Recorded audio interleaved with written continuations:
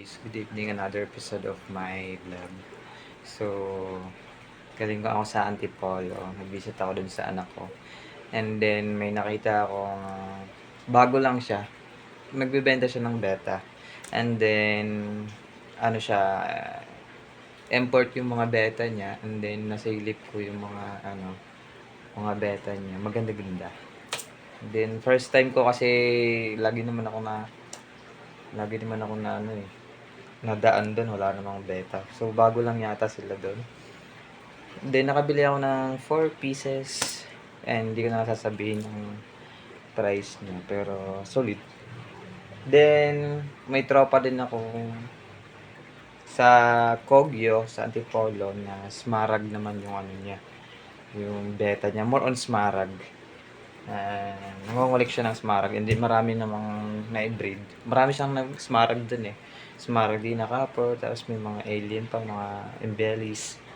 So, kumuha din tayo ng 3 piraso.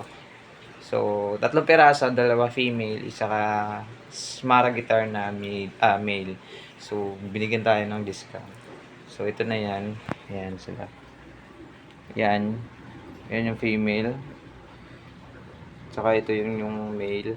And then yung 4 na nano natin. So, may napansin ako dito. Ito, half moon to eh. Tapos yung isa is, ano to? Not so sure. Pero parang ano siya. Multicolor na neon. And then, napansin ko dito guys. Ito yung nakikita ko dun sa Malaysia. Na, ayan yung, tingnan nyo yung ano. Yung ventral niya. Sabog. Sabog na kaganyan yung ventral niya. So, nakikita ko to, may nag-send sa akin ito ng taga Malaysian na parang king crown tail. Parang king crown tail. Ayan, king crown tail. Not so sure ha. Kasi yung ano lang niya eh. Yung ano lang, dito lang oh. Parang na crossbreed na yata to ni boss. Ayan oh. Ayan. So, di ko alam kung ano siya. Na crossbreed na yata. Pero yan yung king crown tail yata yun na ano. Yan, na crossbreed siguro sa normal beta. Ito lang dorsal lang ano. Ay yung ano, ventral lang ano. Ang kakaiba niyan. So, yan yung update natin yan. Yung Smaragitar guys ah. So, para talaga silang dilis.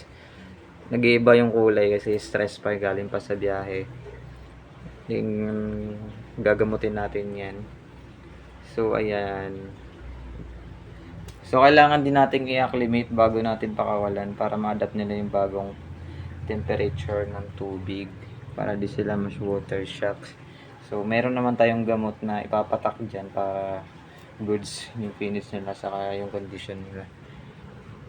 So, yun lang muna yung update natin. Tapos, bibreed natin yun. Papadamihin natin yung wild natin. Doon tayo, naka place.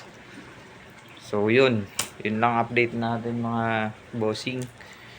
So, may mga fry na din akong yung mga pang wholesale lang sa mga buraot.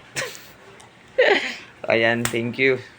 So, kung nanood ka sa video ko, paki-share na lang.